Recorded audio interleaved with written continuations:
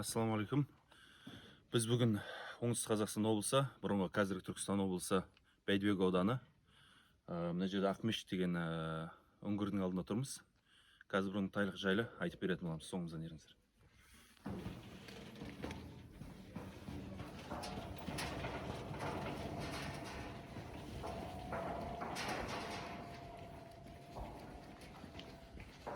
Бұл үңгірдің ерекшелігі орталық Азиядағы ең үлкен үңгірлердің бірінің қатарына жатады.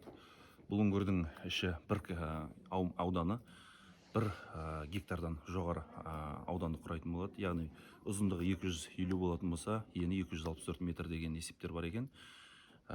Және де бұның биіктігі астынан төбесіне қарасаңыздар 25 дейді, кейде 35 метрге дейін жетеді. Және де мына жақтың төбесін қарасаңыздар, киіз үйдің шаңырағындай күмбезінде көрінеді екен іштен. Ал бұның қалай шықты, бұл қалай пайда болды, не үшін Ақмешіт деп аталды деген себептердің бірі, кезінде қазақ хандығы тұсында Есіркеп Қойгелді деген батыр өзінің әскерлерімен Қалмаққа қарсы жорыққа шығып бара жатқанда бір нөсер жаңбырға тап болып, намаз оқитын, таң намазын оқитын жер таппаған дейді. Сол кездегі әскерлер осы жерді тапқан дейді. Және осы жерге 10 000 әскермен таң намазын оқыған дейді. Сол кездегі солдаттардың ұсынысы бойынша осы жерді сіздің есіңізбен атайық деп батырға ұсыныс жасаған еді. Батыр сонда жоқ, бұл Қаратау киелі, Қаратаудың етегі, бұл баршамызға ортақ, және біздің бұл таң намазымыздың оқуымызға көмектесті. Және оның тастарды екен, бұны Ақмешіт деп атайық деген дейді. Және бұның тағы да бір жағына келетін болсақ, бұл 1973 жылы Ресейден келген геолог ғалымдар бұны зерттеген дейді. Және де бұған ақ тастарды қарасаңыздар, ақ тастары бар, яғни жыныстар, тау жыныстар, бұлар энеолит дәуірінен пайда болған, яғни тас пен мыс дәуірлерінің арасында пайда болған жыныстары деген баға берген екен бұны. Және де бұл осы күнге дейін зерттеулерді талап ететін, әлі күнге дейін зерттелмей жатқан объектінің нысандарының бірінің қатарына жатады екен.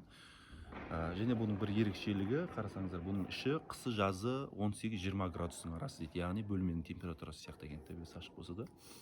Және де бұның бір қызық жері, ішінде де қарасаңыздар, тұт өсіреді екен мынаның ішінде. Және бұған адамдар өте көп келеді екен, бұны көру үшін, қызық үшін. Қарасаңыздар, қандай үлкен іші. Вот адамдар ішінде жүр. Мына жерде керек десеңіздер, қауіпсіздік ережесіне сай бас киімдер, каскілер қойып қойған екен. Байқамай басыңызға тас түсіп кететін болса, басыңызға зиян болмас үшін. Араға түсейік.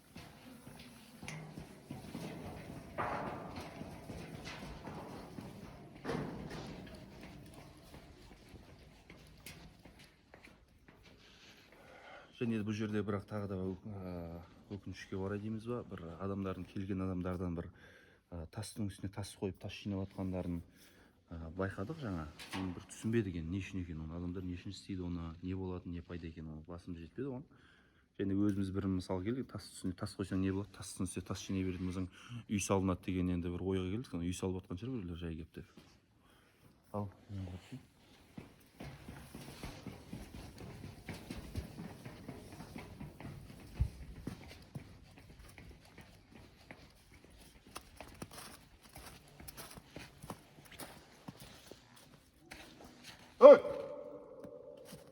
акустикасы өте керемет.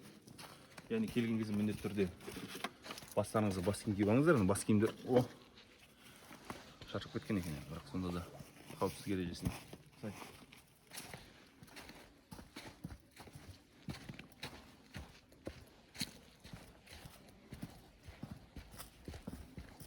Жаңа айтып өткеніміздей, мына жерге 10 000 адамдай сияды дейді, негізі 10 000 адамдай. Яғни мына кісі акустикасы қарасаңыздар, дауысы өте керемет. Мына жерге Димаш Құдайберген бір ән концерт ұйымдастыратын жер екен. 10 000 көрермен шақырып, өз ішінде бір микрофон ұзақ ән салуға болатын керемет жер екен.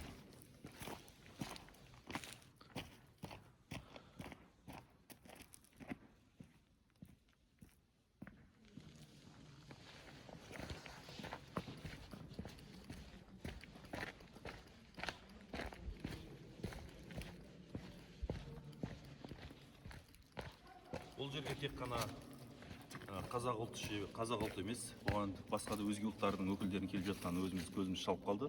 Оның мысалы ретінде мына кісіні көрсетсек болады. Сюда мамонта загнать как раз бы хорошо было. Чего? Мамонтов сюда А, загнал, мамонта. Возможно. а потом целый год тут это можно праздновать.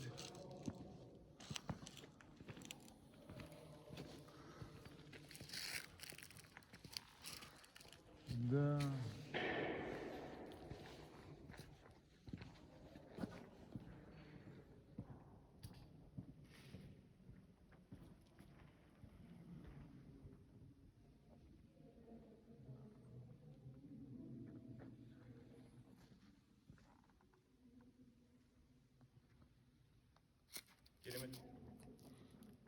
Если тут эту дырку закрыть, то такая юрта получилась.